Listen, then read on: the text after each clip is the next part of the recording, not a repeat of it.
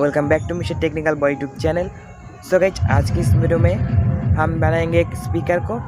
और गाइज हमने कुछ दिन पहले एक वीडियो अपलोड किया था, इसके बाद वाले वीडियो वही वीडियो है, डिस्क्रिप्शन में लिंक दे दूंगा और देख सकते हो इस वीडियो को इस वीडियो के बाद।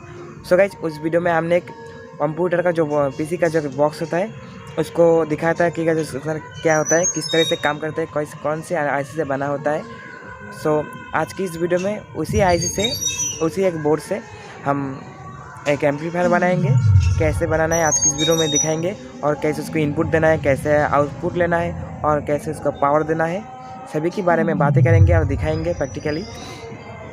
तो गाइस चलिए आज का वीडियो देख लेते हैं।